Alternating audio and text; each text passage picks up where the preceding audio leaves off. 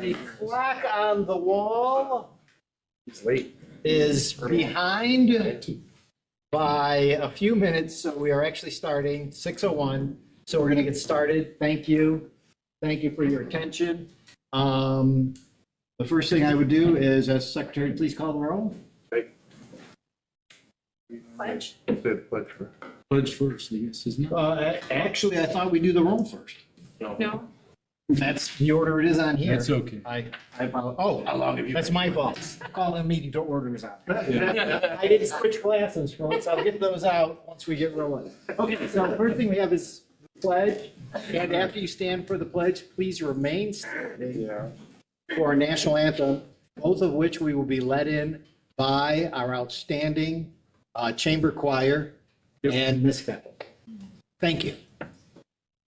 I pledge allegiance to the flag of the United States of America and to the republic for which it stands, one nation, under God, indivisible, with liberty and justice for all.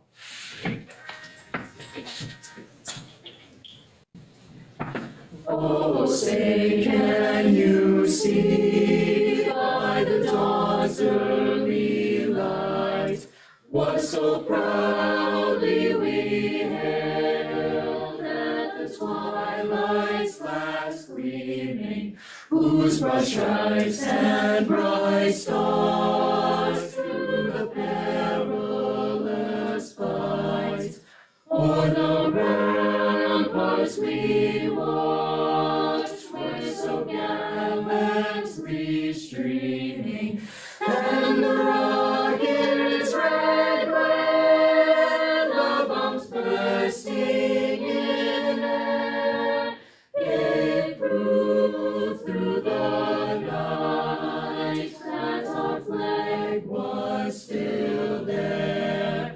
Oh, say does that star-spangled banner yet wave o'er the land of the free and the home of the brave?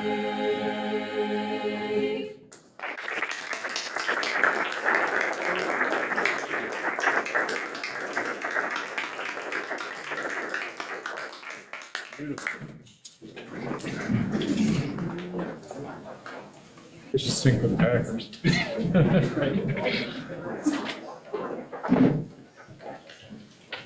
Now?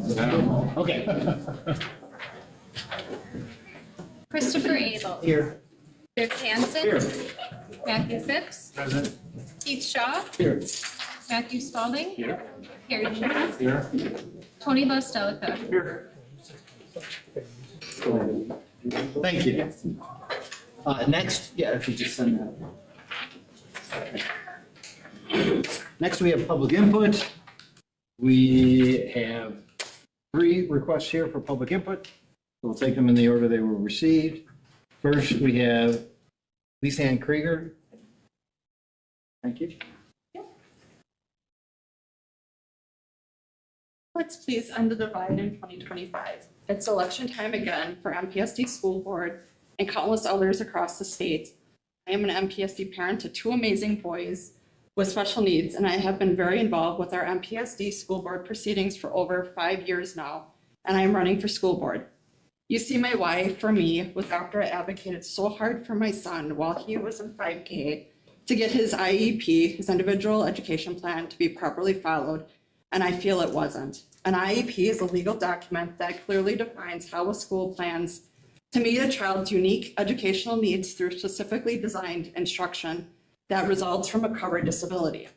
I felt the school system failed my son back then, which was my motivation to begin showing up to school board meetings. I learned so much by getting involved with my children's education by attending these meetings. I wish more parents honestly would, because when you know more, you have the opportunity to do more to advocate for your children, which can be a ripple effect for positive changes for everybody. I never wanted any other family to experience what my son went through, and thus really began my advocacy journey to try turning a very bad experience into something positive, which I feel we are all capable of doing. Eventually, in time, I helped bring about positive changes for my family, along with countless others. I began advocating for other parents to start getting involved and was instrumental in the establishment of our MPSD Parents of Students with IEPs Advisory Committee. I'm grateful too to Mr. Tennis and Ms. Eichmann for continuing our advisory committee this year, and I hope whoever is chosen for superintendent in April will support this as well. It is so important, I feel, for all our parents to have a voice, an opportunity to collaborate respectfully together to make our school district so much better for all of us. I have attended over 125 MPSD school board and committee meetings these last 5 years. And the one thing that hasn't changed is the political divide that has caused a huge division on our school board and in our schools. I feel and why.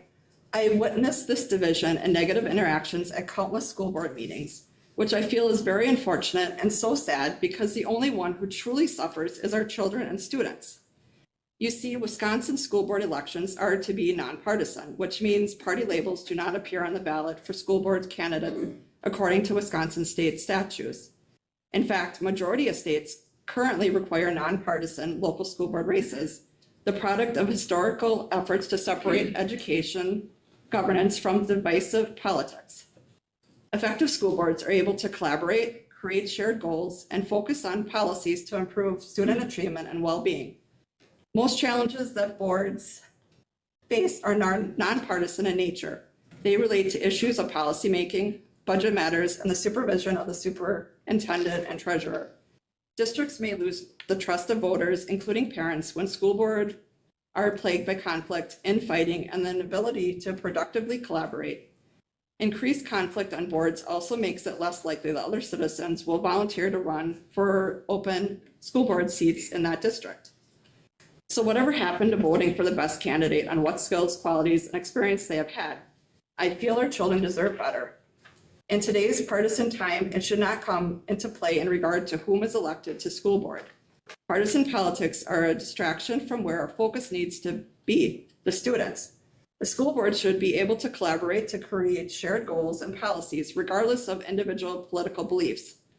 It's time, I feel, to end the divide and give all our children in our community the education they deserve and to all start working together for the best interests of the children and not the best interest of a certain political party or special interest group. It's 2025. Let's all turn the page for a new collaborative future and stop the political nonsense and games. I truly believe in our community and know we can all do better. Thanks for allowing me the opportunity to provide public input. Thank you. Next, we have Barbara Post.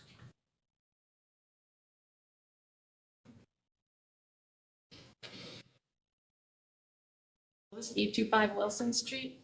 Education is a vital resource that one must never dismiss. Without it, our brains remain stagnant.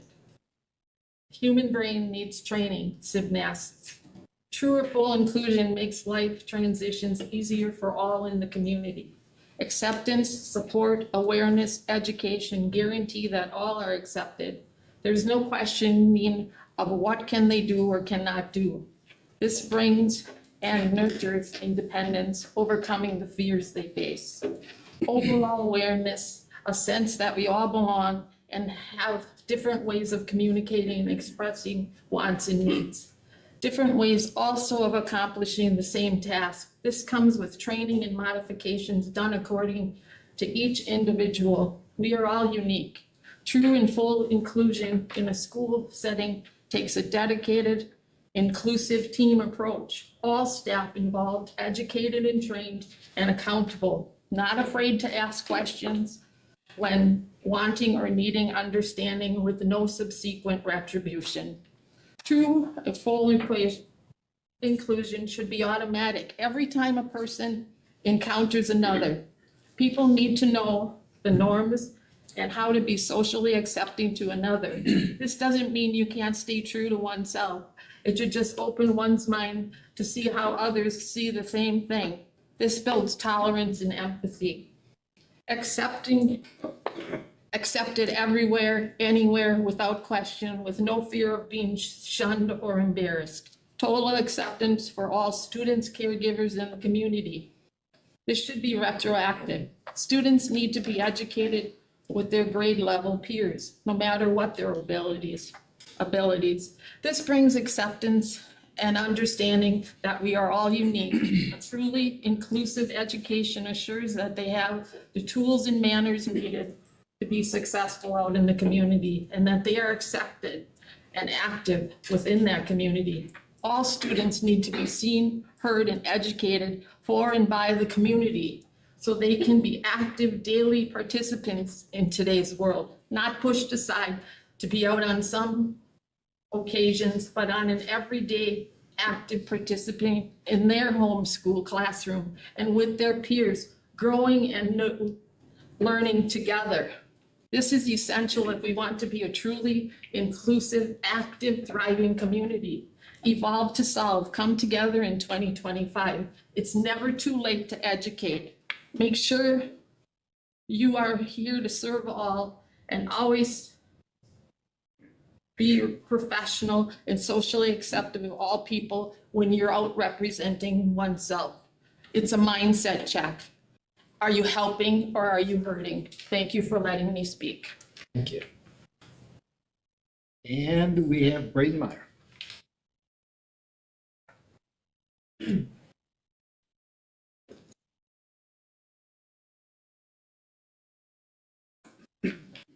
Hello, I'm Brian Meyer.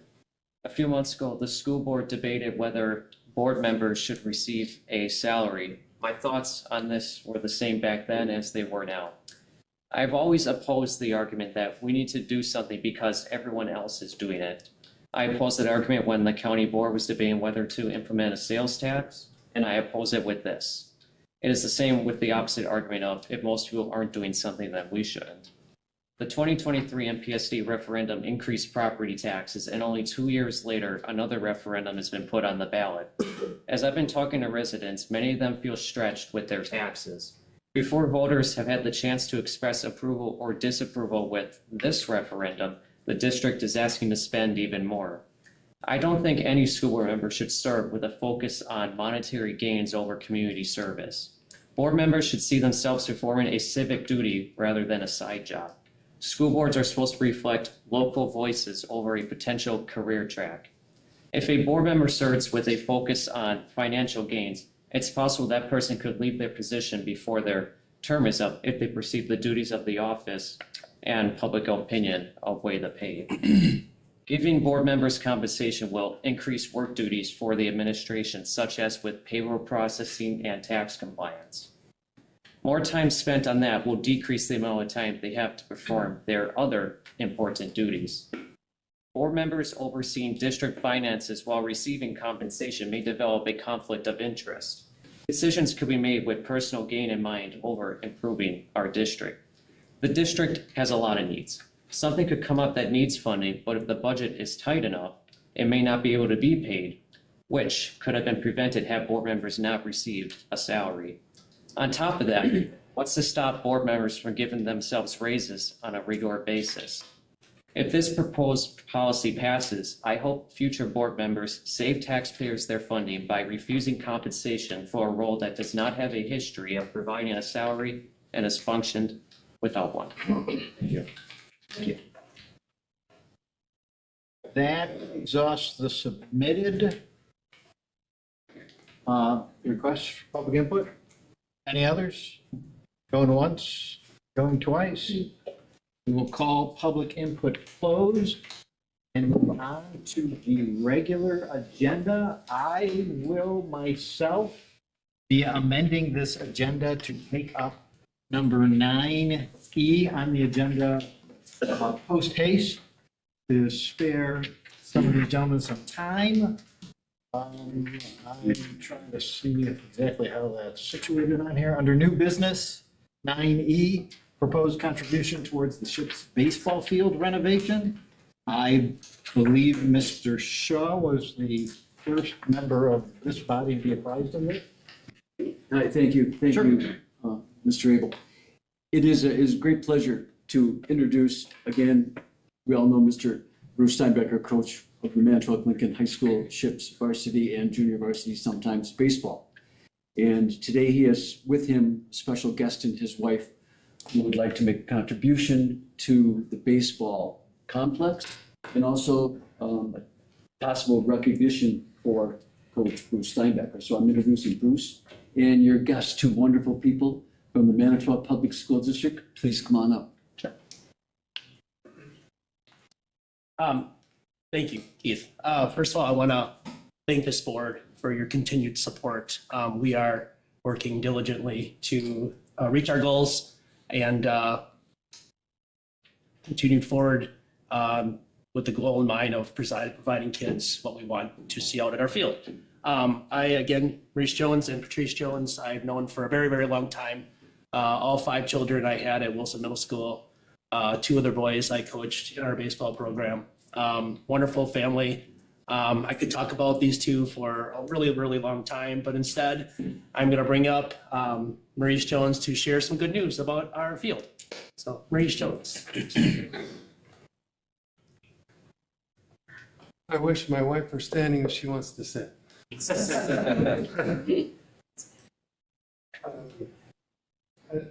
First thing, after listening to public input, I want to give some public input, and that is gratitude. Thank you. We raised 5 children, but with the help of Manitowoc Public School District. How do you raise 5 children and hope they turn out good? You hope they have a lot of good teachers along the way, and they did.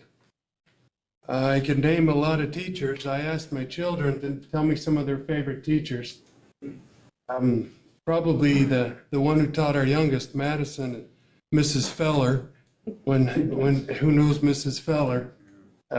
When we moved here in 1998, Lindsay, our oldest, was in 9th grade. And Adam, every child's 2 years after. Lindsay, Adam, Seth, Ethan, and Madison. She came 4 years after the last one. I could name names like Molly and Casey Johnson, taught our kids, coached our kids. My wife would do better. I'm not going to go through all the names here, Mr. Teddy. So all of the, we've sat at parent-teacher conferences and love you all. I get emotional, I'm an emotional man, but we love you. We love the district, and you represent these teachers that have blessed our lives. Aside from God, my wife's the most important person in the world to me. And for us, our children are most important to us. And now we have 19 grandchildren, and 8 of whom live here. We moved away because we went to Mexico for 3 years to be missionaries, and now we're back, and 2 of our kids moved back to cold. I'm sorry I keep rambling, but it just to express gratitude to what's happened here. A little community we never thought we'd live in. A great place on the lake. I look at Matt Phipps over here and want to see him throwing curveballs again. I remember those days as we're rooting for him and Adam, and they're out there trying to do their best. And so what do we do as the Joneses? We've been blessed more than we thought we would be in our lives. And we want to give back. I'm sorry I cry, but I do. It's okay. Because we love people. We love those who bless us. And you have. I say you, meaning all of this district.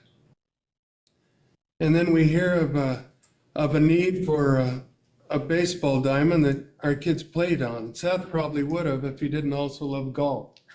Same season. Like, what do you play, football or soccer?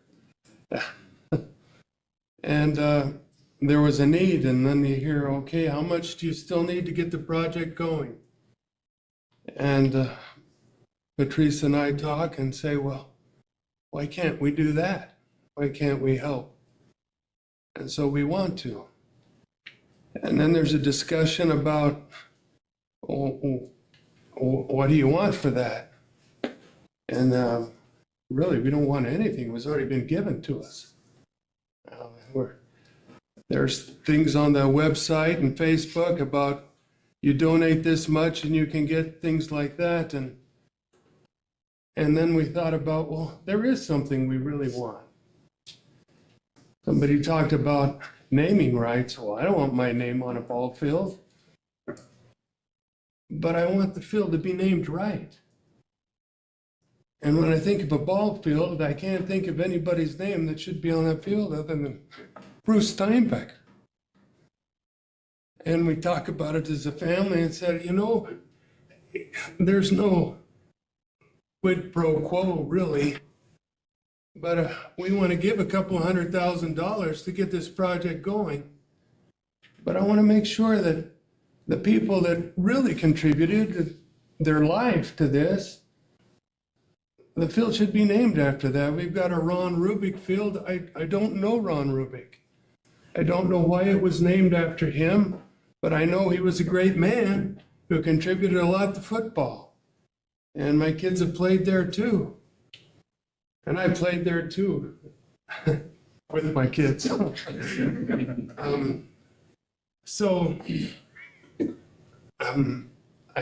It's kind of hard to say that we want it, but I do want the field to be named the right way. And it should be named after good people who have contributed their life. Bruce, I think, moved here, started here a year before we moved here. So all of my kids went to school there. All of my kids know Bruce Steinbacher, Steiny. That's how we all know him. And they were in PE. They learned to dance. Bruce laughed at him, laughed with him. I'm still thinking of Seth doing his weird dance. He even got to hear me yelling from the field sometimes, telling the umpire that was a ball, it wasn't a strike, or it was. I'm sorry, I'm going on and on. But shoot, 4 years he was JV coach, and Adam was our oldest son, and I think Bruce became varsity coach when Adam became varsity player. Todd Hadler's right beside him. The two go hand in hand like peanut butter and jelly. And how many years? Maybe 27 years as a baseball coach, and he's still not retired. Who coaches for 27 years and doesn't retire? I guess he does. He hasn't had enough of kids. How many children has he impacted besides our 5 in this community? And don't tell me that the compensation is good enough. He didn't do it for money. He does it because people like Matt Phipps are grateful. And kids that make an impact. And he raises his own family in this. And I use the name Bruce Steinbacher, but I should use Todd Hadler too, because they're side by side in everything they do.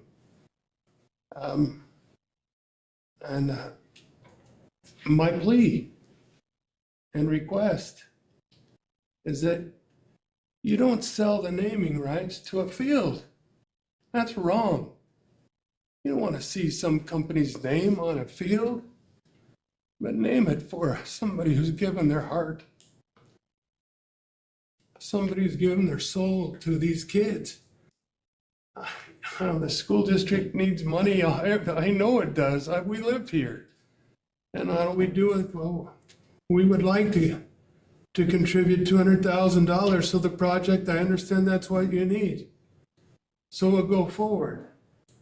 But my request is that you name the field the right way. And don't sell the rights, but give the name to Bruce Steinbacher. I told Bruce we were insistent on this. I know it puts you in a bad way, Bruce, because I guess you don't want to put your own name on there. But that's how I feel about it, because his name represents all these teachers' names, all these people who give their time. I also understand there's another issue. He's not dead yet.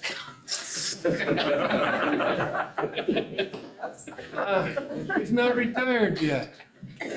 Maybe I heard there's a policy that you don't name things after somebody while they're still active or still alive. But I say, why? That's a still, why? Why do you need somebody to be retired? What difference does that make?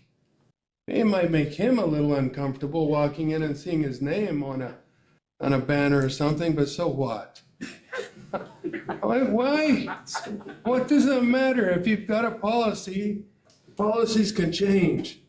This isn't doctrine, it's just policy. And do the right thing. And maybe you should, Matt Phipps can remember Todd Hadler at first base every game telling him to run or not run. So maybe his name should be etched and down by first base or in the home dugout saying, this is Hadler's home.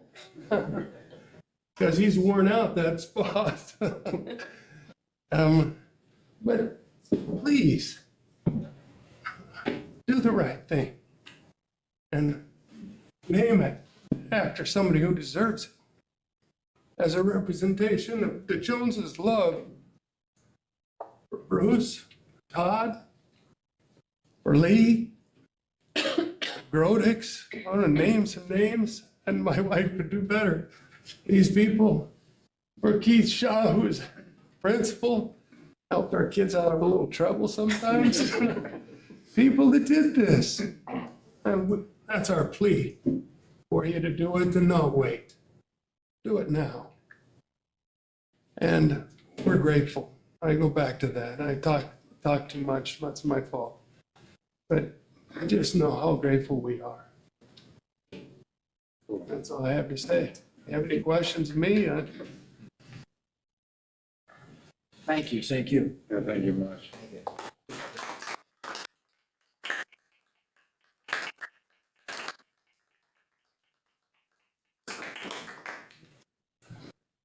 Mr. Chair, there is that motion that Mr. Jones talked about, and the motion was that a field cannot be named while a person is still working. But I'd like to make a motion that we take that and send it to Personnel and Policy Committee for revision to that committee, and then bring it back to the full board for discussion. Second. Do we have a motion and a second? Any need to discuss? No. All those in favor signify by saying aye. Aye. Opposed, say nay. I kind of figured that would happen. Hearing none, that will give you something to talk about in April. Okay, do we have any other motions? Which would be to accept. On the motion to accept the donation? Sure. So moved that Mantua Public School District accept the donation presented by Mr. and Mrs. Jones for the baseball complex in honor of Bruce Steinbecker and Todd Hadler. Second.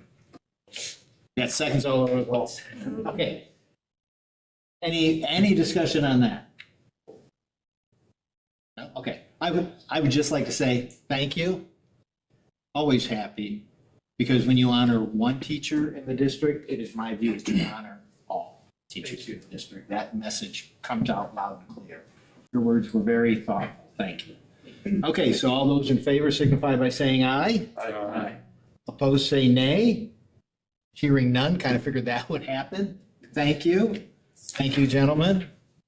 Thank you very much. Thank you.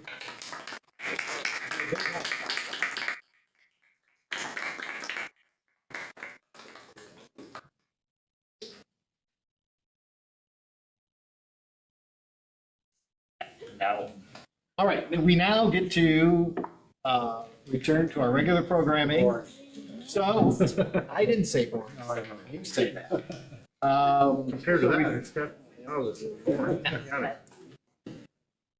It's a bit anticlimactic now, but we'll get there. Okay, so now on to number 5, consent agenda. You have the consent agenda there before you, gentlemen. Does anybody have anything they would like to see pulled from the consent agenda? how far does that go down to? That's, It goes down to G. Policies. Yeah, I would just like policy 2266 pulled. discussing a little bit. Where are we at? So from G, From you G. want policy Yeah. 2266. 66. Or is that G? Would you like to tell us the title of it to Oh, help? it's the non-discrimination on the basis of sex and education programs and activities. Oh, I see. Is that to give some context of what? happened? Well, just what the committee did and. Okay. Oh, yeah. The amendment. Okay, all right. Wait, so we have that one from G, policy 2266 pulled. Anything else? You got time.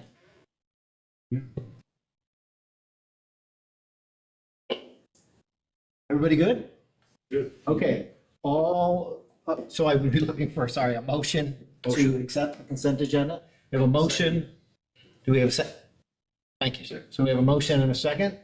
So, All those in favor signify by saying aye. Aye. Opposed, say nay. Hearing none, that is accepted. So we go immediately then to policy 2266, the non-discrimination policy. Mr. Hanson has come out of your committee. Have at it. We discussed this in committee and we, because the committee felt that sexual orientation and gender identity are no longer an issue, people aren't discussing that anymore, to take that wording out of the original. And I voted for that as I started thinking of this a little bit. We live in like the best country on this planet, okay? And we have this document called the Constitution. And in the Constitution, there's section 1 of the Constitution, Amendment 14. No state shall make or enforce any law which shall abridge the privileges and immunities of citizens in the United States, nor shall any state deprive any person of life, liberty, or property without due process of law, nor deny any person within its jurisdiction equal protection under the law. That's a powerful statement from our Constitution. We are not going to be here forever. We have seen throughout history, throughout life, things can change with a superintendent, things can change with a school board, things can change with state politicians, things can change with national politicians. All I'm asking in a friendly amendment is that we would word it to say, the board does not discriminate on the basis of sex in accordance with section 1 of the 14th Amendment of the Constitution. And then it goes on from there into the other part. So I'm just sticking in that if we're not here, gentlemen, ladies, if we're not here, everybody is still protected by that document that makes this country great. If they want to change something, they would have to go through an attorney and sue. And I just want to make sure that what we're feeling now is good for everybody. Yeah, so, It's a friendly amendment, so. well, I moved to do that. so you're moving to amend it with, as a parenthetical, set off by commas? Commas. Okay, all right. I'll second his motion and also make a comment that it originally, because I was the one that brought up, and it was more or less because, you know, you read the policy and being discriminated based upon my sex, that to me, that includes gender identity, sexual orientation, things like that. Just wasn't something we needed to add in there. But I like your amendment, and in my opinion, it makes sense. I covers everything, and that it protects for the future and whatever changes legally. I think that was the whole point of us going generalized with all these other policies, so we didn't have to keep redoing a lot of these things and having these discussions over and over, that we're going to keep it inclusive of everybody or in accordance with law, state law, federal law, whatever. If you want to cite the Constitution in any of these, I'll. Thank you. So we have a motion, we have a second. Do you need it one more time? Yes. Okay. Yeah. So after where it says basis of sex, and that would be comma, in accordance with section 1 of the 14th Amendment to the U.S. Constitution. And then there's a comma, and then it goes back into the rest of it. And it's education programs, activities required by whatever. Got it? Yeah. Okay. Any discussion on the amendment? Yay. Okay, so all those in favor of the amendment signify by saying aye. Aye. Aye. Any opposed? None. Now, don't be angry. It's the rules. Any amended policy cannot be passed at the same meeting at which it is amended. So this will return again the next time we meet for passage. Okay. Okay? Well, the next general meeting we have for passage. Well, it could be done at the end, the meeting at the end of the month. Yeah, if we have one. That's a special meeting. But you said general meeting, so I want to make sure Oh, yeah. you know it's okay that Yeah. we do it at the end of the month. Not a meeting where we're focused on some special thing like we have coming. Correct. As long as you put it on the agenda, we're clear. Yeah, we'll put it on. Okay? Everybody, so everybody knows. Okay, so moving on from there, we go to our always fascinating student representative report. Okay, so just some updates and some things happening at Lincoln. We are having a school board candidate forum on March 26th at 6:30 p.m. in the Lincoln High School auditorium. All the candidates for the upcoming election have been invited, and we've been posting about it. And so if you just want to help get the word of mouth out. Say the date again. March 26th, 6:30 at the LHS auditorium. So that's the third time Student Senate's run it. It'll run like. Then our Student Senate did a fundraiser recently, and we raised some money to donate to some of the people suffering from the fires in Southern California. So that was a new thing we did, which was very nice. Then some sports stuff. Our cheer team competed at state, as well as senior gymnast Devin Talley. Two of our girls wrestlers qualified for state, and MJ Newman took second at state. Girls and boys basketball earned some conference honors. Sarah Bolchin was named first team all-conference unanimous, all defensive player unanimous, and defensive player of the year. Kendall Schmitz was named second team all-conference. Taylor Peterson was named honorable mention. Braden Steinbecker was named second team all-conference and was third in conference in both scoring and rebounds. And Edward Bolchin was named honorable mention. So a lot of things to celebrate here at Lincoln. And then just the final thing I have is there is a spring dance happening at Lincoln this Friday at 7 in the gym. So if you have anybody has people they know, tell them to go. So that's all I got. He was politely saying, we're not. It's only wise. You don't want to watch old people dance. Okay, so that takes care of that. So we now go to the report of the superintendent. Thank you, President Abel. We have, first item up for bids is, we have some guests here from Synergistics, and I've got Mr. Mike Schwartz who will bring them up and introduce them and tell them why they're here. Come on down. So my name's Jim Hateman. I'm the energy specialist for the district.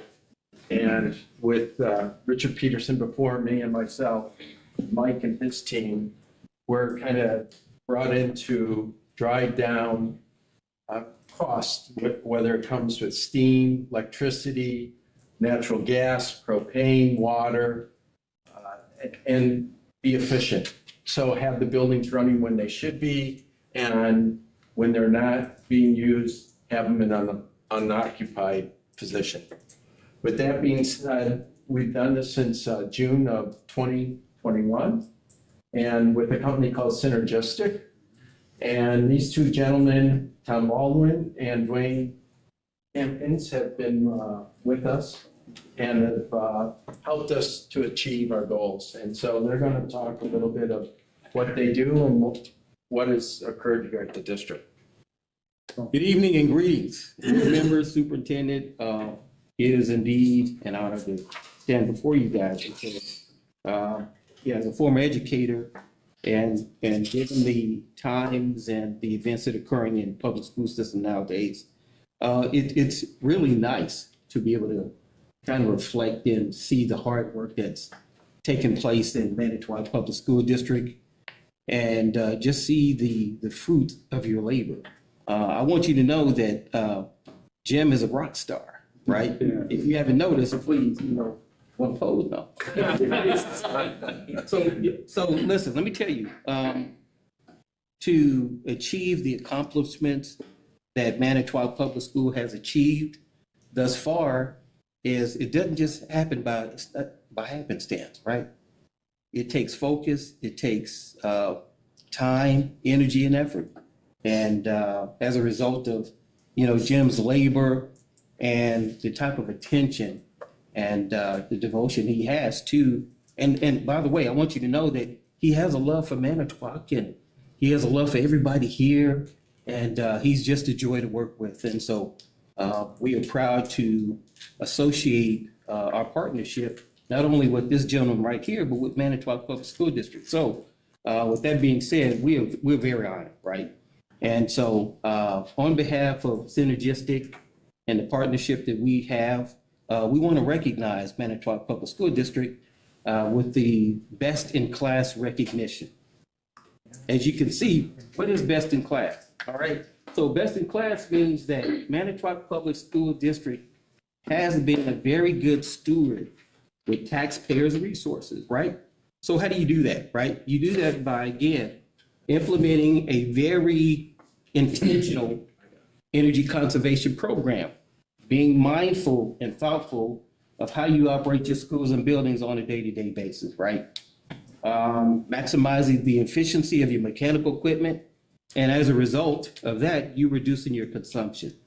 By reducing your consumption, you're reducing your cost overall. So as you can see, you have reduced your consumption since your base year, 36% in energy use. That is utterly amazing. It's utterly amazing, right? And look at your total cost savings also in addition to that. So, and not to, to be understated, our carbon footprint, how are we leaving it? Are we leaving this place that we live better than we found it, right? So another byproduct of just, again, being purposeful, being mindful, and being intentional by how we operate our buildings. So I am proud to stand here before you today. We value the partnership we do have. I appreciate everybody in the space that's behind me and in front of me. And we are honored to partner with you. So we want to recognize Manitowoc Public School District as best in class partner. And we value you. Not only do we have a banner, but we also have, and we want to present this to the superintendent. This is the Academy Awards of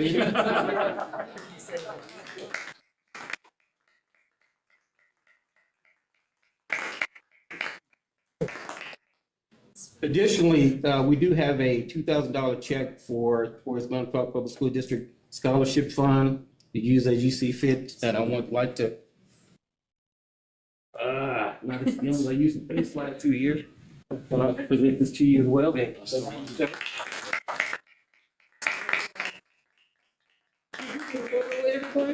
You that cool? Yeah, all right.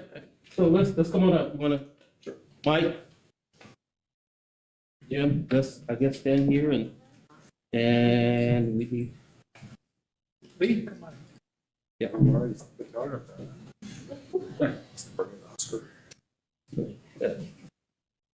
You got it? Oh, good. See, you spot right here. Yeah, right in the middle. Oh, boy. Yeah.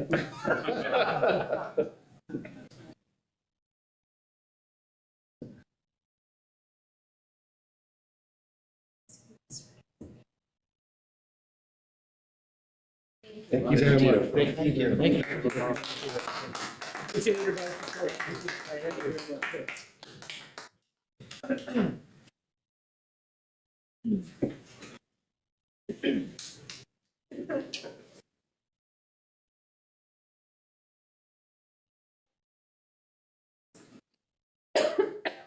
And now in lieu of an acceptance speech for the award, let's have the superintendent's report.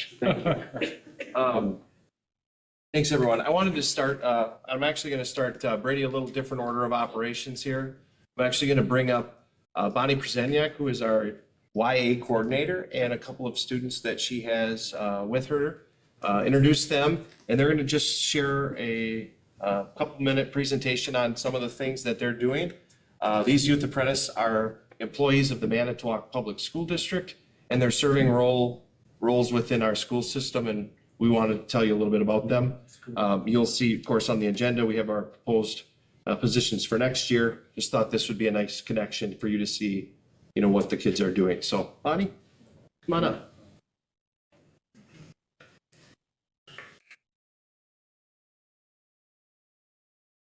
Thank you for having us.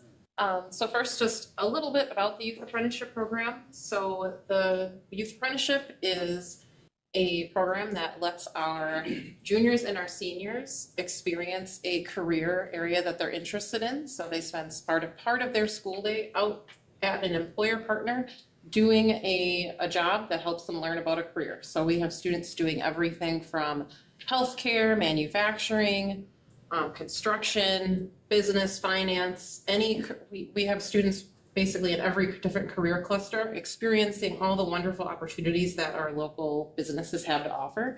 We have 177 students in the program this year, which is a huge amount of growth for the program that we've seen in the last few years. Just about 5 years ago, we were in the 70s for students. So huge growth.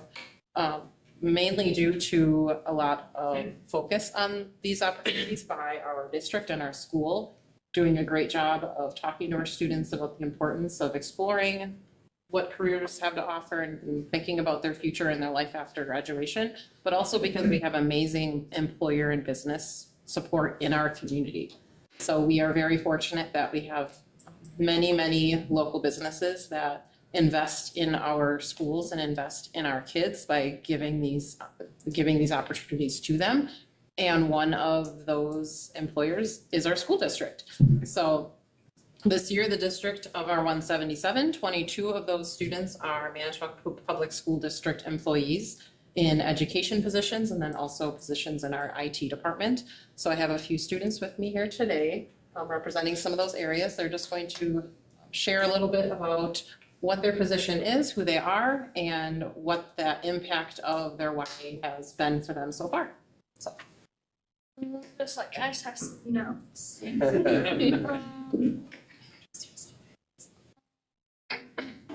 I'm Paige Novak and I'm a junior at Lincoln High School. And what I do is I'm like a EL helper at Jefferson Elementary School. So I support the kids who don't really speak English as much as we do. I think it's super helpful for them knowing that they have extra support system coming to a whole different country, not knowing really what we do. My most rewarding part that I think about this is getting to help these kids and knowing that I'm helping them, and just making a connection with them individually. You don't really get a lot of one-on-one time, but helping them in groups, you definitely get to know them a lot better than as if you're just a teacher helping 26 students rather than one just helping 4 or 5. So I think I really have an advantage of that, knowing that I just get to help them, and that definitely boosts your confidence a lot, knowing that you're helping them and you're helping them be successful. How has YA influenced my future career goals? It has helped me 100% really knowing what I want to do in my future. Coming into high school, I didn't really know if I wanted to do something in the medical field or be a teacher, but seeing this position has really helped me, and knowing that I want to work with kids now and being around that environment, it has helped me so much because the environment is just really so positive, especially at Jefferson. I don't think I've ever heard a negative thing about it. It's definitely all positivity there. Thank you. Or do you have any questions? Thank you. Hello, Valentina Martinez Bustamante. I am also an EL helper, but I work at Riverview Elementary School. I think the most rewarding part about my job is being able to help them and make them feel more comfortable in their environment. Because as a student myself growing up, I was always very lost and I didn't know the language very well. But now that I'm able to help them feel comfortable and then feel themselves in their skin and being able to learn and soak up all the information in their language, I think that's very rewarding to see them being able to communicate with the rest of their classmates and being able to get good grades and really feel excited to learn and show up to school every day. Going into this career, I think I never thought I would be interested in it, but working at the school really helped me like become excited to go and see the children every day and to go help them feel comfortable and help them learn and help them feel like educated and just like showing them a lot of new things that they never knew, and just being able to show them that they're capable of doing a lot of things that they didn't know they were capable of. So it really changed my mind into going into education and helping them just be themselves and like, help the new generation become very, very confident and happy. I'm Douglas Witek. I am a IT youth apprentice for the school district. Most of my day-to-day is going to be preparing Chromebooks and helping out teachers with any technical issues that they may have. Probably the most rewarding experience for this job has been, the experience itself with working on a vast variety of devices, whether it be laptops, smartboards, projectors, and even day-to-day Chromebook. The YA program has allowed me to look into a field that originally I didn't have too much interest in. Originally, I was planning on being a mechanical manufacturing dual major in college, but because of this position, I've switched that up and am now going into cybersecurity. Wow. Cybersecurity. Oh, yeah. Otherwise, the most rewarding alongside the experience has been the satisfaction that I get from successfully helping out teachers. It's kind of in my nature to be kind and helpful. So being able to see the happiness that that brings is an incredible,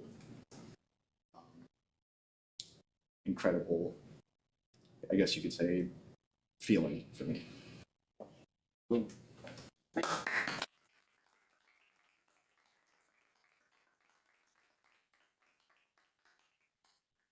Thank you so very much. Thank you, and thank you for your continued support of our program and these amazing opportunities for kids. Thanks. Thanks, you guys. Thank you. If you haven't had an opportunity yet, Youth Art Month is happening. And again, thank you to the Lincoln High School Chamber Choir for being here tonight as, you know, a good themed, and wow, did they knock the national anthem out of the park. So I do want to just remind you that if you want to see awesome art that our kids have produced, over 130 kids have produced a lot of awesome pieces of artwork. I had the opportunity to go through the RAR West and see this here a Sunday or two ago, and I'm hoping that all of you would take a little time. It's open, it's free, just to see the incredible work that our kids have produced. In addition to that, I know it's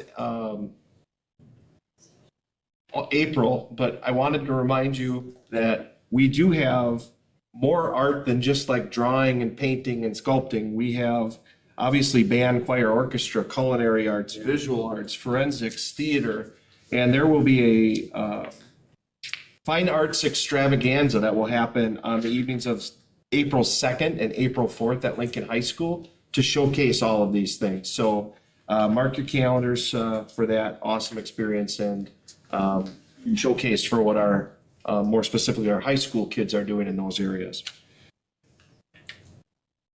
I'll skip over some of this, just given the time, but I want you to know that we're continuing to meet with the public and our staff around the referendum.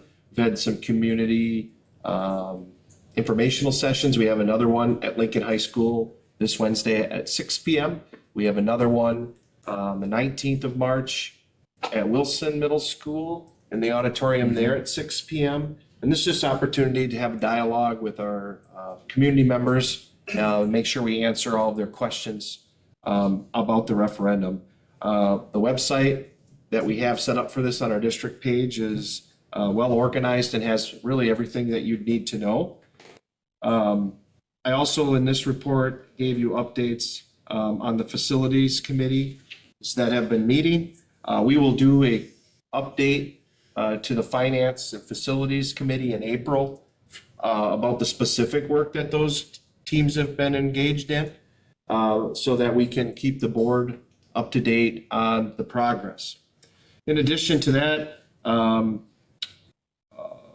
know you had a special meeting to go over the staff survey results, and I put a little piece in here about our plan to get that information shared with our staff via our building principals. I wanted to also update you, as I let you know before, we were doing the letters home to folks who open enroll in, open enroll out, and choose to attend private school. We sent them a letter with encouraging them to help us with some feedback. Our returns were relatively low. We got most returns from the folks who come in. Yeah, right. But we did share all of those results with you. It's not really edited. We took a couple things that would have maybe were a little too personal, but otherwise you have the unedited results of that. I do want you to know that we're also bringing them to our PR committee, which meets monthly, for a chance for them to comb through that and again help us with our action plan around how we are attempting to get more of our families back into the MPSD. In addition to that, the school law conference that Katie and I attended, we do have all the handouts for those topics. If anybody's interested, I'll be happy to make copies for you and get those to you. Just let me know which ones you want. And I would also like to invite Mr. Stan Diedrich, our athletic director, who hot off the press has some good news for us. Thanks, Lee.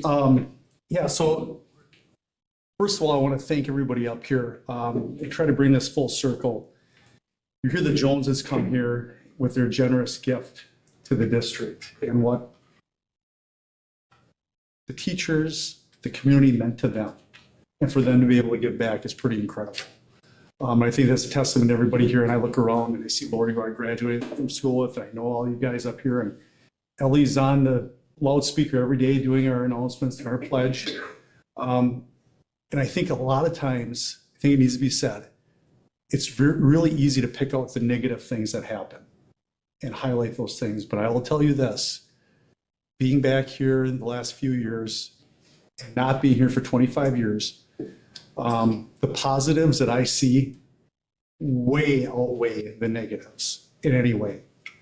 And it's a testament to their teachers, it's our programs, it's the youth apprenticeship. That's an incredible opportunity for those kids. Lee talked about the Raw West Art Museum with our kids with the arts. We have our band, our chorus. You walk through the halls, you hear them performing, singing. The theater's out there, they're practicing. It's incredible. There are so many positive things that are happening. And I want to share that because I see that on a daily basis, because I'm out in the halls and I see all that. Our athletic programs, Ellie mentioned, dance the 5th year in a row that they were to state. We had cheer go to state. We have our individuals. It's all incredible things. We've also been fortunate enough now to host, I'll put in to host anything we can for the WIA. And we've been pretty fortunate the last few years. We have we have a beautiful facilities. And that's the other thing I'm going to come back to is we take a lot of times for granted what we see every day. We were supposed to host Brookfield East and the Pewaukee girls, and it doesn't make sense for them to come up here 2 hours away. They located it down in the Milwaukee area. The WIA reached out to us. I said, we'll help any way we can. We had 2 Division 5 teams come in here for the sectional semifinals last week, Thursday. And honestly, I was at Hilbert, a small school. I'm thinking we're going to have 300 or 400 kids. We ended up with about 900 people at the game. But I get chills when I say this from being an athlete and playing. And being in the field house, these girls walked in and their mouths open, they're in awe of the field house. And it's really a cool thing to see. We have Oshkosh West boys coming for a regional game. Big conference they're in big facilities. The first comments out of their mouth is, this place is incredible.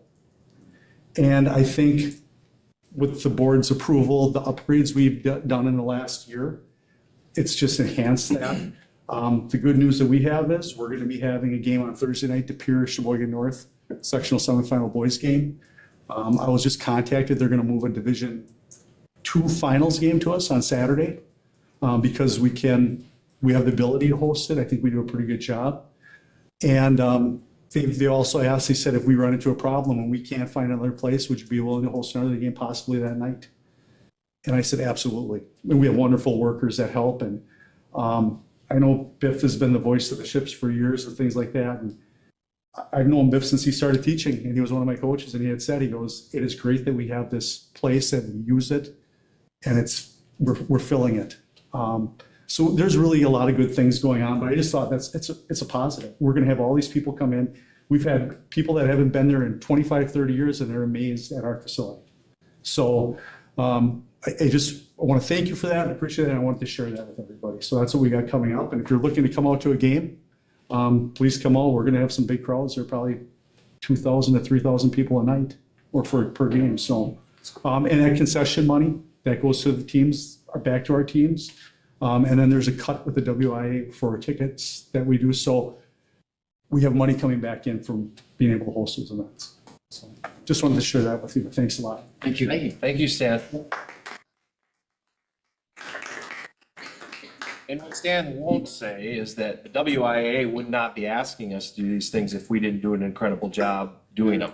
So credit to Stan and his team and the folks there. We're a reliable, dependable place for them to hold these games. We're geographically located in a great spot, and it's always a great atmosphere at JFK. So thank you, Stan. I end my report tonight. This sort of coincides with the discussion on and a report on open enrollment survey results. And was trying to show this before the meeting, but we had such a hustle bustle in here. I really wasn't able to hear it. So Brady, we've produced a video that we are using to help form our community about the opportunities and the programming that we have to offer in the Manitowoc Public School District for our 4K program. It's a very short, it's just a 3-minute some odd second video, but I'd like to share it with the board and also with the public. And these types of efforts, we believe, are important to communicate the great things that we do here.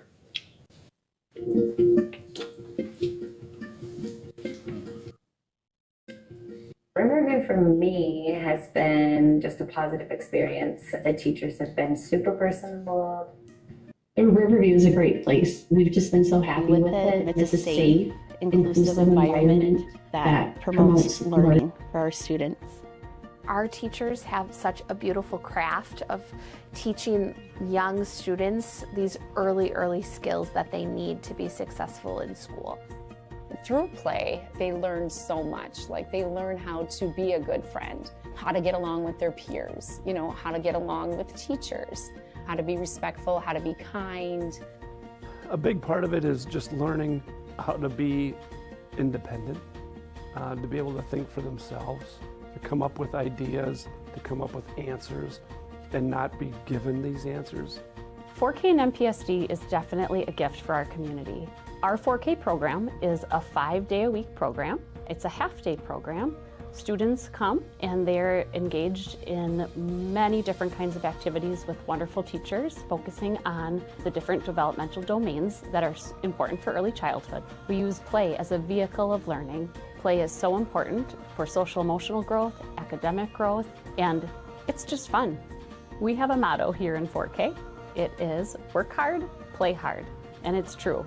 We work hard for our students and with our students, and we take play very seriously.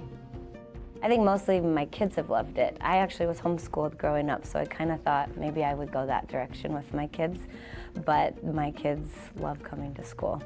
The teachers are wonderful. We have 2 girls and a boy. They all have different needs. They all have different learning styles.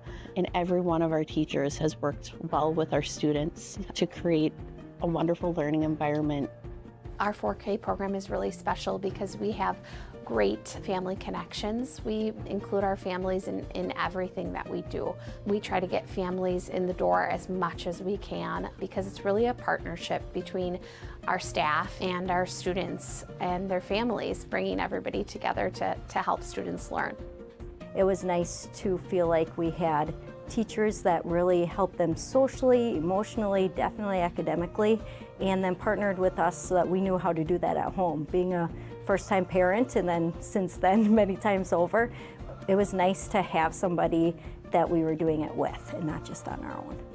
Riverview and the staff here has just really truly done a lot for our family and our kiddos to help them succeed and build their confidence and make them feel as though the world is endless. As a new parent at a new school coming into 4K, I felt comfortable. I felt my kid was going to be taken care of. I didn't feel like he was just another kid. He was special. In MPSD, we serve all students of all abilities, and we believe that all students can achieve. They can be anything they want to be when they grow up, and it all starts here at the foundational level in 4K.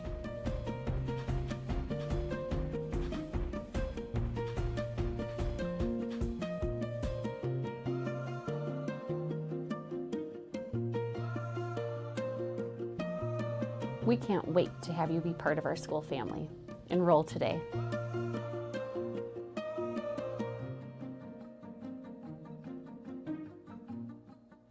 Thanks to CISA 6 for helping us put that together. All the wonderful folks over at Riverview and the 4K program just do a fantastic job. And I'd be happy to take any questions anyone has about the report. I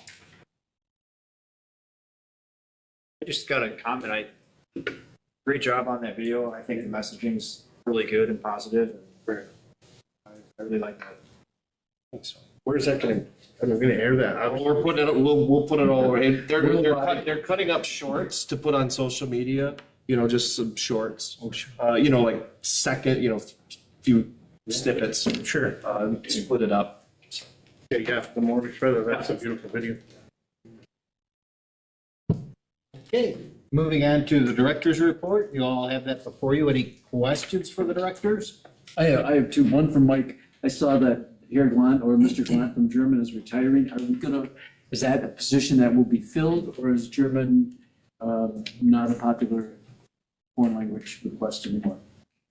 To my knowledge, we're doing away with German after this year. So therefore, Spanish and French will be the 2 world languages going forward. Okay. And my other one is for Heidi. Thank you for your reports, by the way, all you directors. But Heidi, I also saw that we're doing the ACTs for the juniors, and that you're working hard. This is probably more of a building question than for a director, but I'm asking you anyway. Last year we had less than 100% or less than 98% take the ACT of our juniors. Is the district working hard to get that percentage up so we're getting more kids to take that test? It's a little bit more valid score when we have 90% of the kids taking the test rather than what we've had in the past. Yes, Keating's been working really hard with them, meeting with them weekly. We've been giving them lots of pointers and tips. They had their testing today, their ACT testing today, and they had 91% participation today. And then they've got makeups scheduled. They have a more in-depth process for kind of tracking down the kids, keeping track of the kids that didn't do the test to try to get more test participation for this year. So they're off to a good start with 91%. Yeah, that's really good. Excellent. Thank you. That's it. Thank you. Anyone else? All right, moving on. We have no unfinished business. A lighter term for old business. So we'll move on to new business, and we start with the report from the February 20th Finance and Facilities Committee meeting. It was the minutes for the consent agenda. Really nothing, there was no action taken, it was more informational. The audit report is done by Hawkins and Ash CPAs. If the facilities committee all got a copy, if any of the board member would like to read the complete audit report, I'm sure that Mr. Mishler has a couple of copies. You could probably read at bedtime, but that was approved or accepted. They are beginning, our superintendent and the directors in business are starting to look at the 25-26 staffing, looking at salaries and the index for salaries, and the buildings and grounds, as Mr. Tennis indicated, will be given a much more detailed report at the next facilities meeting. So, about it. No action required. Thank you, sir. Yep.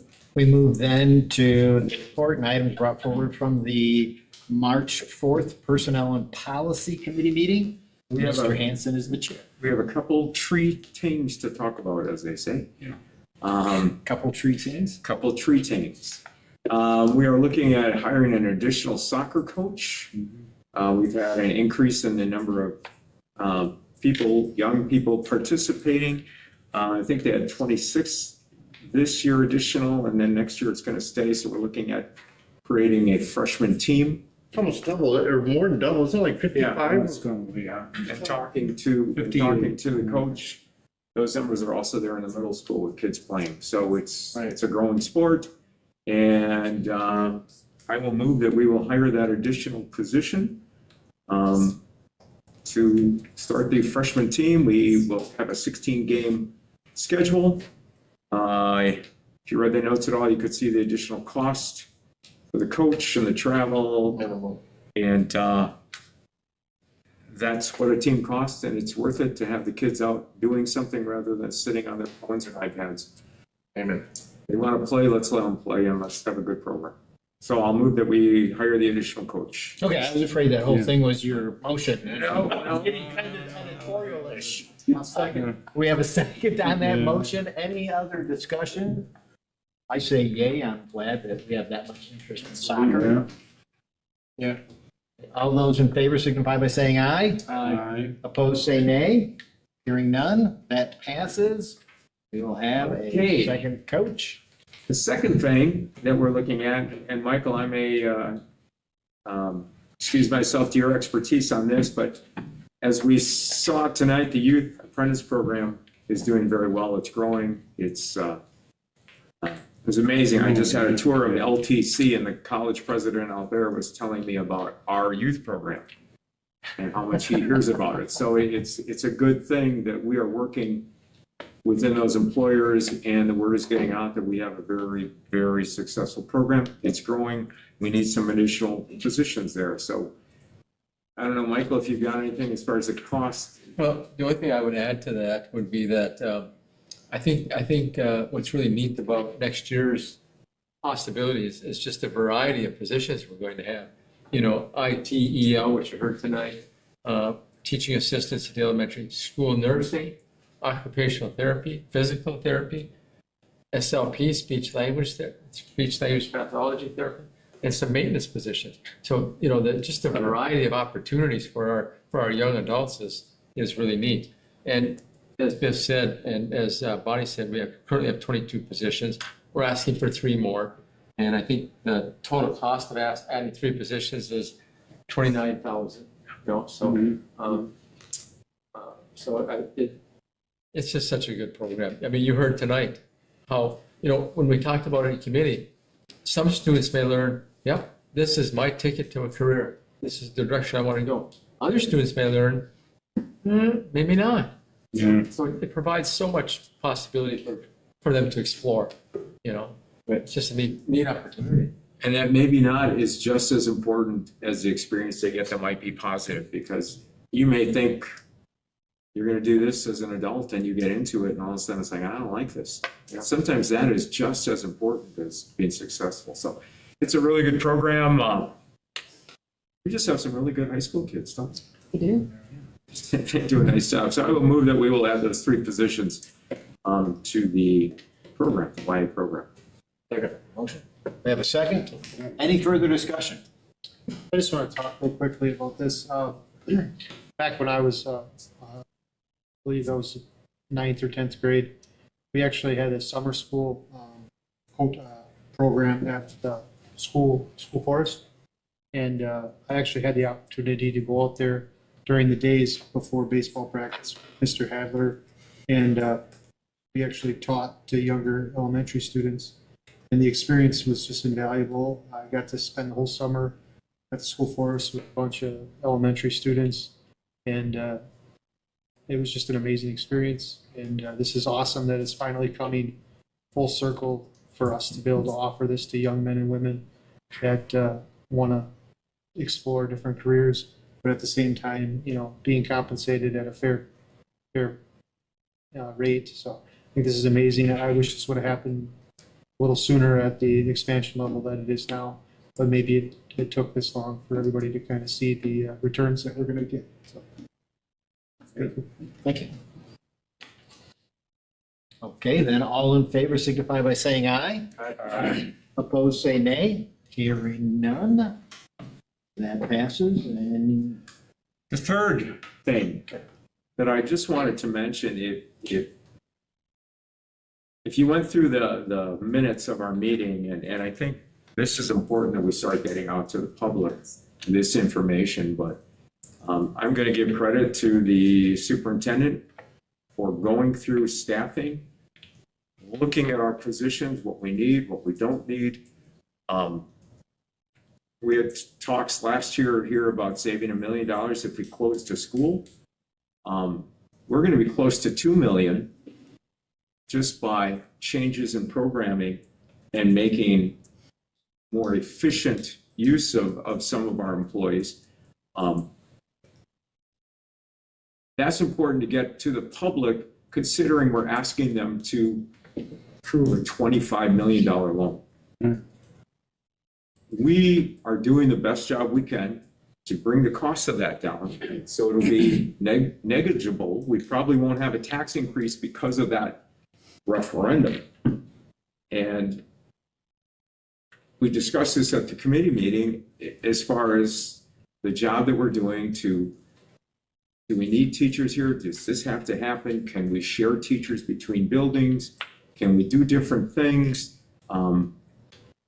Those are things that I give credit to our administration staff at Lindbergh for looking at, that is going to save real dollars for taxpayers.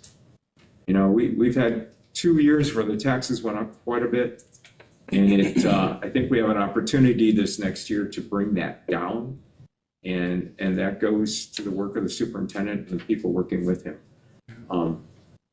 The other thing that we have to mention is sometimes when I listen to radio talk shows, I hear people complain about the money for the baseball field. The baseball field right now is not in very good shape.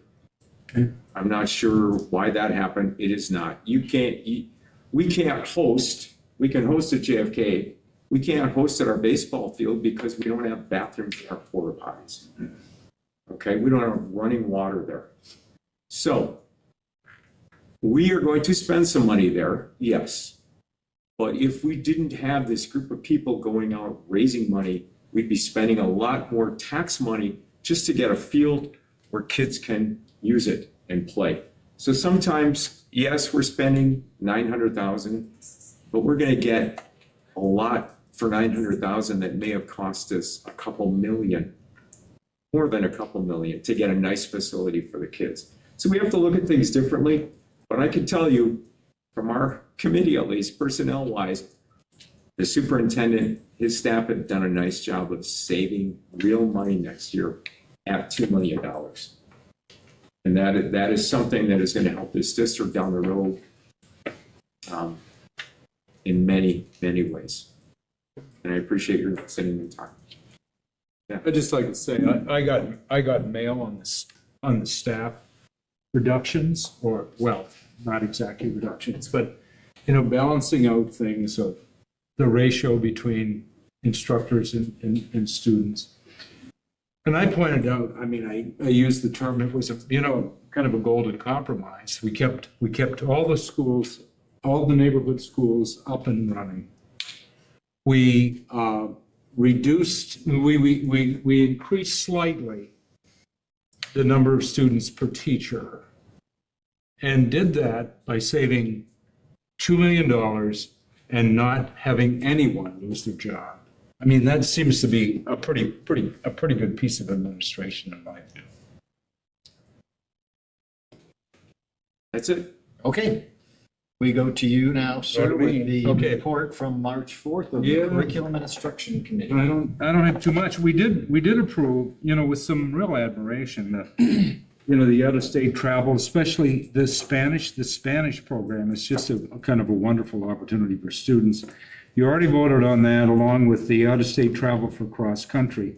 But then we had a presentation, there's an awful lot of curricular reform and improvement going on in the Manor Rock Public Schools right now. And one of the fields is English, is literature in English.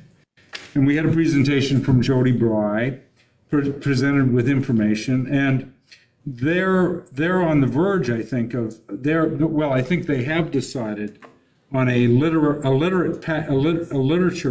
an EL package. It's called HMH, beats me what that means, but they really are really happy with it and think it's a tremendous improvement. And that'll be used for EL English learning, English language, 9 through 12 curriculum. The other thing that has happened is that at the February Curriculum Committee meeting, we forwarded a middle school social studies textbook for public review, and that has happened. 30 days has happened, and we'd like to vote on the approval of that textbook. Right? The 6-8 social We already did studies. it it was on consent agenda, so I think. It was on consent agenda, that's right. How many people reviewed that, Carrie, do you know? None. That's what I thought. Okay. Okay. But always welcome. That's Yeah, no, absolutely. We put it out there for them to do that, and if there are any, concerns or complaints, they have that opportunity to review that. We currently have the The ELA curriculum is now. the ELA curriculum is right around here. Now, when I have people come and they say something, if they don't like that, I ask, where was your interest in looking at these things? That's what I say.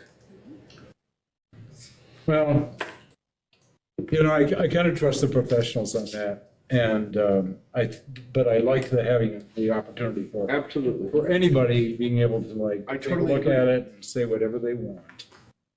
For now, we're a free society, so. So that's my report. Thank you. Any questions for him? All right, we'll move on now to stakeholder participation in the superintendent process update and proposal. I know, it's long. To be honest with you, I deliberately put this on tonight's agenda because the other choice is to talk about this on Thursday night. But this is something that we must discuss in open session. So Thursday night right now is perceived as primarily closed session. So I put it on tonight's to make things more efficient for us on Thursday. We had an opportunity for people to sign up who were interested in being part of the community panels for the interviews, however they're ultimately determined to be in the future. Right.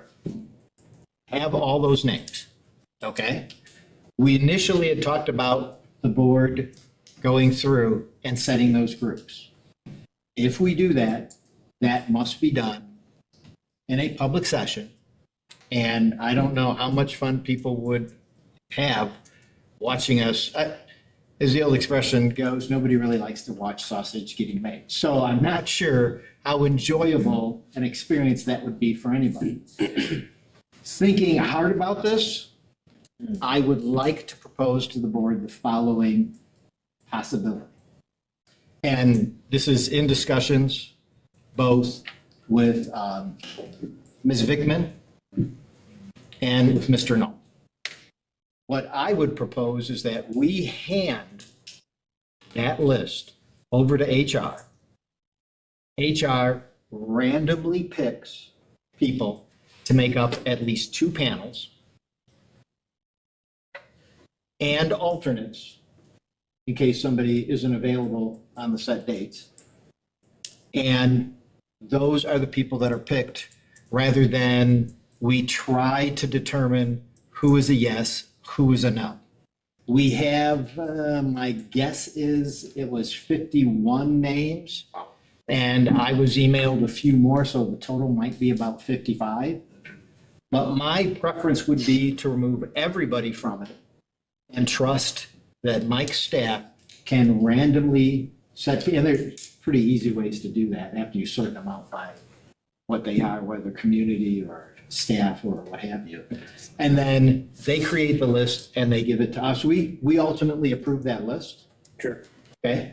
The only other thing that I would share with you is my belief that the people that should not be considered for this community one would be candidates for the school board, because some of them will be available with us on that final part of it. So I don't think it's appropriate to, I would just say, and I only spoke to 2 candidates who, when they contacted me, and I said, personally, I don't think it's appropriate for you guys to do that. We're going to be inviting anybody who is a board member elect to join us in our deliberations. So that would be my advice.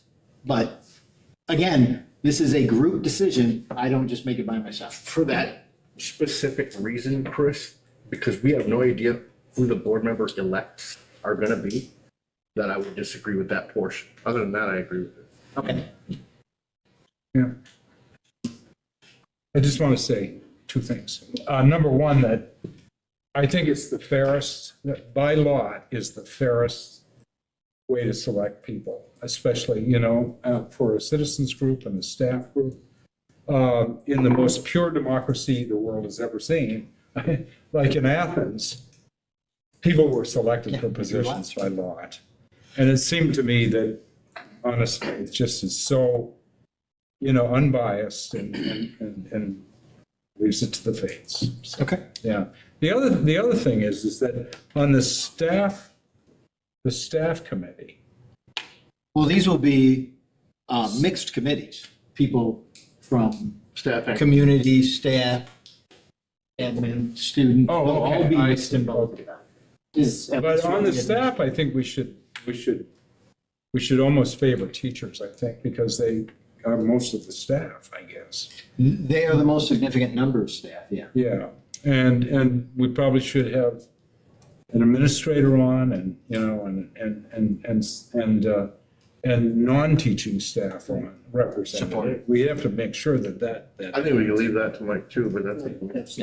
I totally agree. That's up to Mike and the directors to put these people together, to put a cross section of all the staff that represent Manitowoc Public School District, from secretarial and maintenance custodial to paraprofessionals to teachers to department chairs, a cross section to represent us as a whole. I think it's fine. Okay. Do you have anything you want to say? No, I like the idea of HR doing it. If you want to be part of this process, my hope is you're looking for the best person to lead the district, no matter where you are. Right. So I think that's a good idea that we're going to have people on there that get chosen by lots, rather than going through a messy meeting that doesn't. So hearing no objections, I will simply get Mike the full list, and who gets drawn from that is who gets drawn. Okay? Is that leaving open the? That's the full list. I won't edit it in any way, shape, or form. No. Okay. No, if you're not going to object to us doing it that way, that's if everybody's understanding in that, I will simply take silence as assent, and we'll just get it all to Mike, so they can get that. I mean, ultimately, at the end, it's going to be a decision as it is. You know what I mean? Yes. But having no connection with who gets chosen to do those things is a good idea, I think. Okay, good, thank you. Thank you. Okay, so moving on from there, we move on to other business. First, a reexamination of proposed bylaw policy 0144.1 compensation. Why is that on here? In way of introduction, again, as you guys know, my policy is if you request something is on the agenda, I'll put it on the agenda. You know, and it was requested by Mr. Shaw. I know that Mr. Vaselka too was unhappy that he did not get a chance to be part of a discussion on this. So I put it back on there. I'm happy to turn it over to Mr. Shaw now, or it was his request. Yeah, the reason that I brought it back up again was because during the facilities committee, it passed 4-0 on the facilities committee to talk about this in open board. Then it went to Mr. Hansen's committee and it never made there. Okay, that's fine.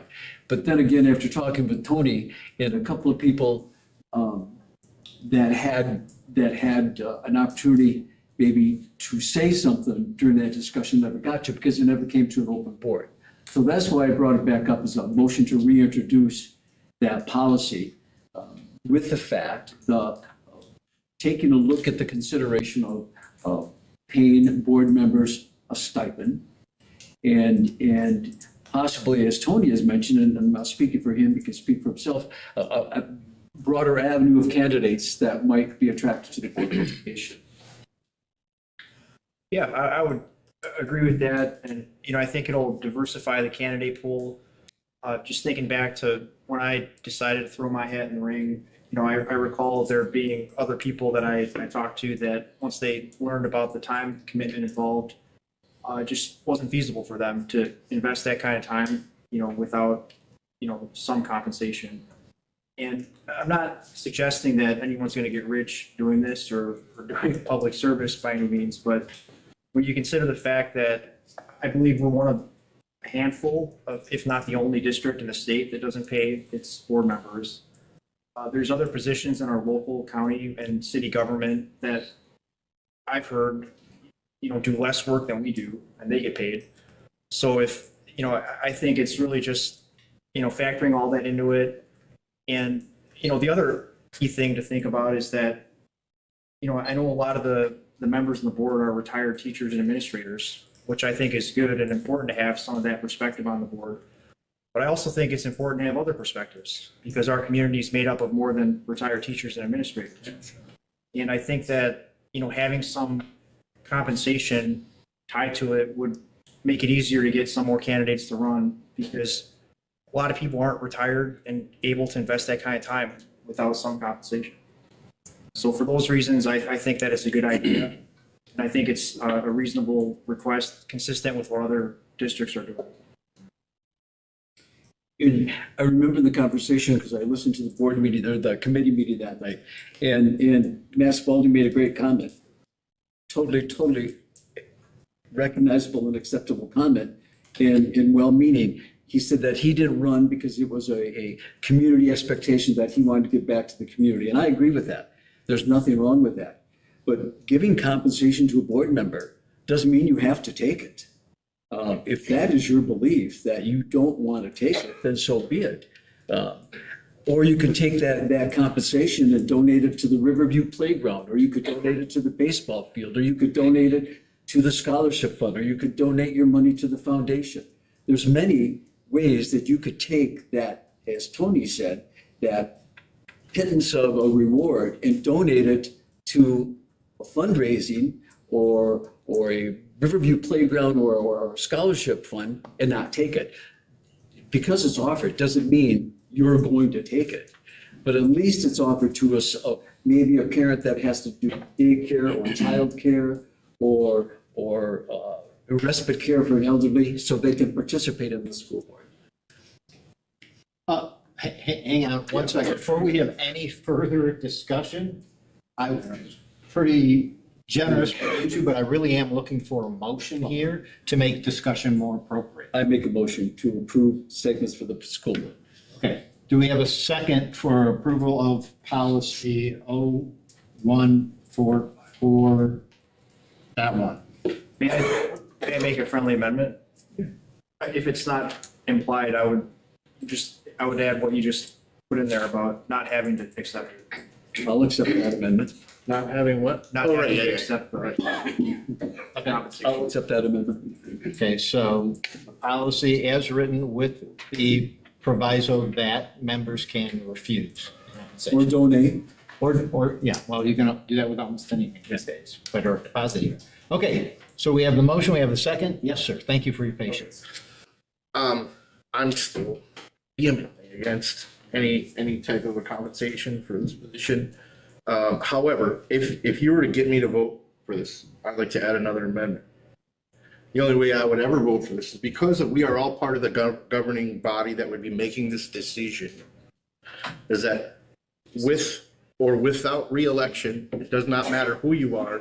If you are one of the 7 members on this board right now, you will never benefit from that, whether you get reelected or not. Just for the newbies coming on.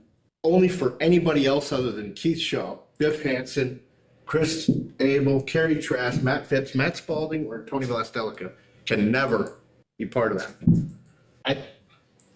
I understand your interest in that, and I don't want to in any way inhibit your interest in amending it. I just want to say that definitely would be something we'd want to check with, because normally the format is you set it up for at such and such an election going forward. Like the way this was written was right. This election going forward, which we can do because there's nobody under that election. I remember you governing speaking now. about Yes. that earlier, Chris, and I do understand it, and that's true. In this election going forward, and I'm just saying and adding, if you wish to get me on the side of voting for it, there needs to be an addendum to that any of these 7 people cannot benefit from this, because you are part of the people that are putting it in process, as far as I'm concerned. You go, I don't care if you get reelected 6 more times. You'll never be part of that. That's the only way I will ever vote for it. I'm just saying. Are you moving that or no? I'm moving that for a friendly amendment on top of his friendly amendment. Are you accepting? I'll accept that. Okay, so we have a motion with 2 friendly amendments and a box of Cracker Jack. So that's where we are right now. Any discussion? We have a motion. Where do you catch all that? Well, he has accepted those as friendly, so we're not voting. Sorry, she's so amazing. I just. She is. I'm expecting to see. I can't support this. You're right. I get a small little stipend for the county board. But I didn't do this for the same reasons I do that. There is something, the history here is that people haven't got paid.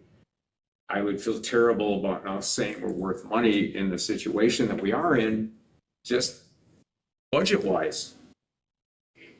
Yes, it's a small amount of money, blah, blah, blah, but we are in a situation where we're going to spend millions, tens of millions over the next couple of years to try to fix buildings, to figure out what we're doing here. And maybe after that's done, I'll say, yeah, we should do this. But right now, I think we're in a situation where the board's got us into this, not just this board, not just the last couple of years, board's got us into this by decisions made. We need to work to get out of it under the system we're under. And maybe when things are settled out and we have $10 million surpluses every year, I'll consider it when we do that job that we need to do. But I look at the election coming up. We have 6 candidates running for 3 seats. So there's still people running. Okay? I have never, in my history of talking to people who run for city council or county board, never run into somebody and the first question they ask is money. There's a service thing that we do. I understand the need for that. But out of the 3 governmental bodies I've been in, this is the one that screams service more than any of the other ones. because of what we deal with.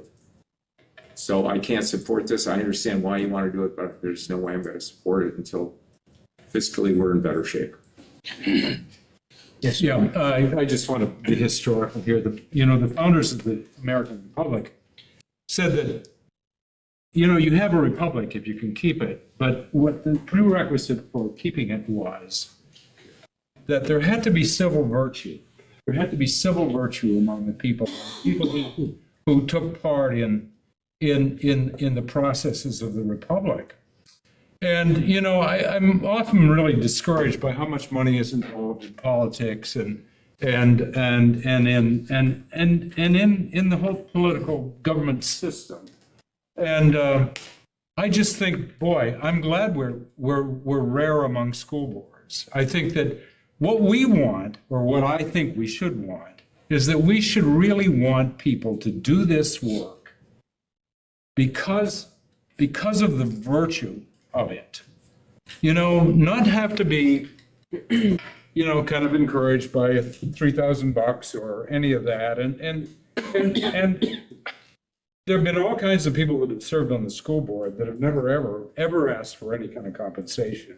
And I think that's a good tradition. And I think that I just find it sort of the virtuous part of the service being slightly compromised by being mixed with money. So I'll vote against it. Yeah, I would just say, as I've said before, I'm not troubled by elected positions that get some kind of a stipend. I don't support it myself. I believe this is public service. I believe that if you talk to almost anybody who is a former member of the MPSD board, they will tell you there isn't enough money that you could pay somebody to be on this board. So no matter what you're paying, and the other thing I would say, I absolutely agree that it's not a struggle to get people. In the last 4 years, we've had primaries for the school board 3 times. That means we have a lot of interest. I guarantee you we have a lot of interest in what's going on in the school board. I hear about it in the grocery store. So I'm glad people are that interested and that involved. And I don't think we need any kind of remuneration for that to happen. So I will stand where I voted last time.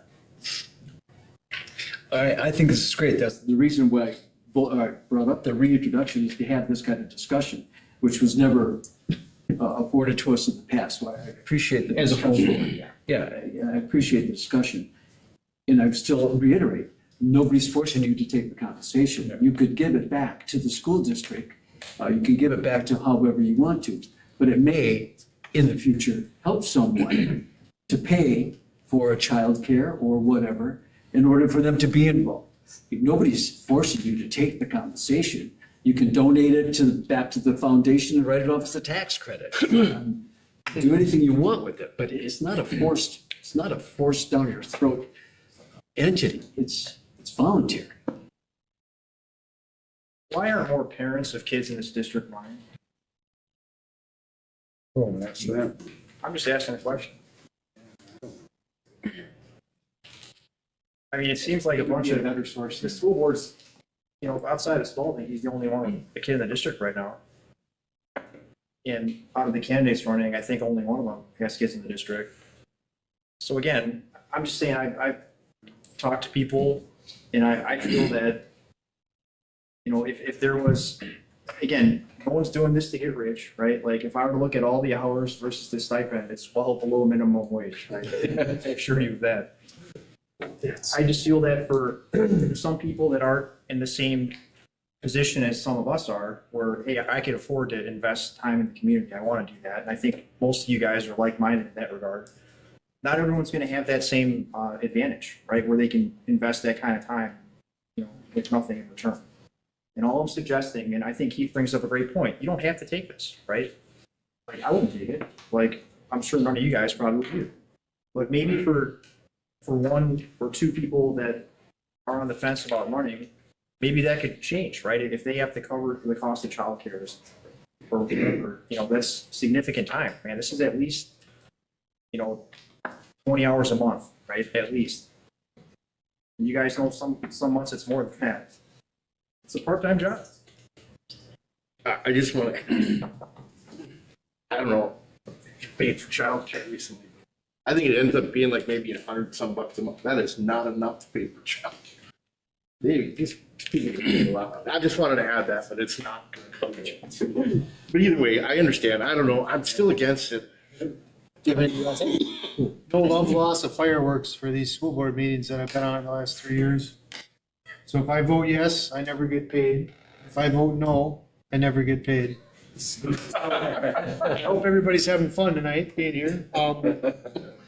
When I originally got elected, I said, oh yeah, let's go have some fun here and I'll help the community because I never went in the military. And I wanted to serve our community, so that's why I did this. Would I like to get paid? Yeah, I'd like to get paid. That's awesome, extra money, you know. Take your wife out to dinner a couple times because you're not home as much. Maybe take your kids and buy some new shoes or something, you know. That's cool. But everybody's got good points. I mean, Tony, you got great points about having a better candidacy pool of people running for it because they're not just completely taking a loss on their time and their families.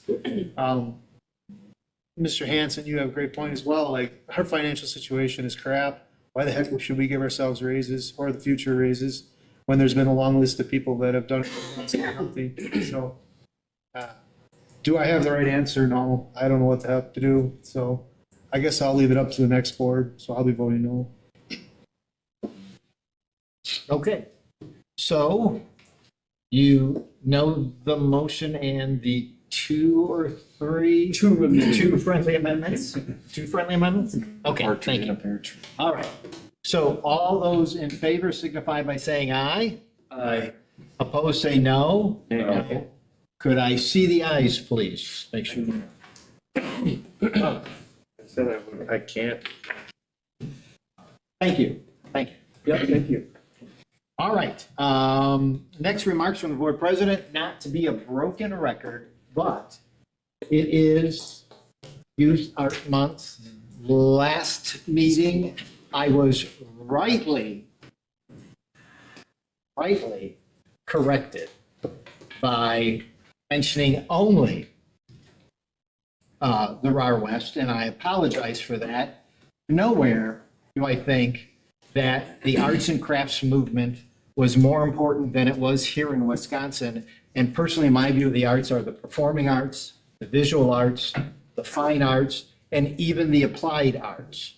There's so much that we do in our schools that is art related that I think it's really good to have an opportunity to look at some of that stuff and appreciate it.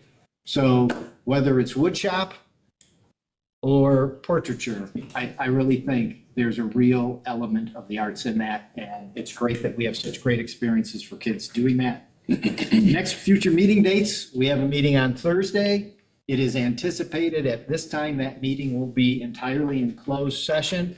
Not that you're not free to come and sit here and grumble when we go into closed session, but we anticipate it all in closed session. And beyond that, really not sure. We may or may not be having a finance meeting this month. What is your expectation, Mr. Shaw? Wait till I hear from Ken and Mike. Okay, so I checked with them. There's not a need. Okay, so there will be no finance. So iffy there. And special meeting, we'll see if something comes along. Maybe what will be special is nothing does. So we'll see what happens with that. And with that, I would tell you that the Board of Education will convene in closed session for the purpose of considering the following matters: conferring with legal counsel, the governmental body who is rendering oral or written advice concerning strategy to be adopted by the board with respect to litigation in which it is or is likely to become involved. And that is pursuant to section 19-185-1G of Wisconsin state statutes, specifically former employee complaint. And B, considering the employment, promotion, compensation, or performance evaluation data of any public employee over which the governmental body has jurisdiction or exercises responsibility. This meeting is authorized pursuant to section 19-185-1C of the Wisconsin statutes, compensation strategies for staff. And we may or may not, probably won't, go into open session afterwards. So I'm losing my tie. You probably won't have anything to see after we come out of this. I will now look for a motion to go into close. So move.